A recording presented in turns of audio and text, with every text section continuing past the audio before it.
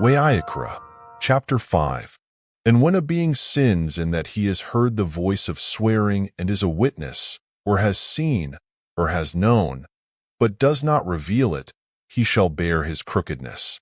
Or when a being touches any unclean matter, or the carcass of an unclean beast, or the carcass of unclean livestock, or the carcass of unclean creeping creatures, and it has been hidden from him, he is unclean and guilty.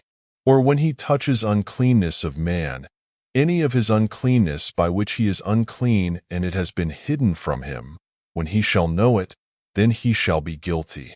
Or when a being swears, speaking rashly with his lips to do evil or to do good, whatever it is that a man swears rashly with an oath, and it has been hidden from him, when he shall know it, then he shall be guilty of one of these. And it shall be, when he is guilty of one of these, that he shall confess that in which he has sinned, and shall bring his guilt offering to Yahuah for his sin which he has sinned, a female from the flock, a lamb or a female goat as a sin offering. And the priest shall make atonement for him, for his sin. And if he is unable to bring a lamb, then he shall bring to Yahuah, he who has sinned, 2 turtle doves or 2 young pigeons, one for a sin offering and the other for a burnt offering. And he shall bring them to the priest, who shall bring near that which is for the sin offering first, and wring off its head from its neck, but not sever it.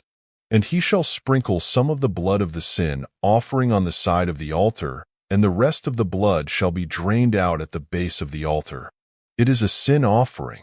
And he shall prepare the second as a burnt offering according to the right ruling, and the priest shall make atonement for him, for his sin which he has sinned, and it shall be forgiven him. But if he is unable to bring 2 turtle doves or 2 young pigeons, then he who sinned shall bring for his offering 1/10 of an ephah of fine flour as a sin offering. He puts no oil on it, nor does he put any frankincense on it, for it is a sin offering. And he shall bring it to the priest, and the priest shall take his hand filled with it as a remembrance portion, and burn it on the altar, according to the offerings made by fire to Yahuah. It is a sin offering. And the priest shall make atonement for him, for his sin that he has sinned in any of these, and it shall be forgiven him. And it shall be the priest's, like a grain offering.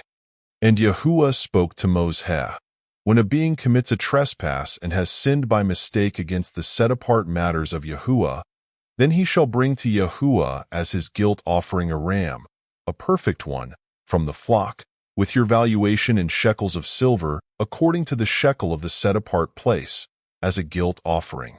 And he shall make good for the sin that he has done against that which is set apart, and shall add 1/5 to it, and give it to the priest. And the priest shall make atonement for him with the ram of the guilt offering, and it shall be forgiven him. And when any being sins and has done what is not to be done, against any of the commands of Yahuah, though he knew it not, yet he shall be guilty and shall bear his crookedness. Then he shall bring to the priest a ram, a perfect one, from the flock, with your valuation, as a guilt offering. And the priest shall make atonement for his mistake he committed unintentionally, though he did not know it, and it shall be forgiven him. It is a guilt offering. He was truly guilty before Yahuah.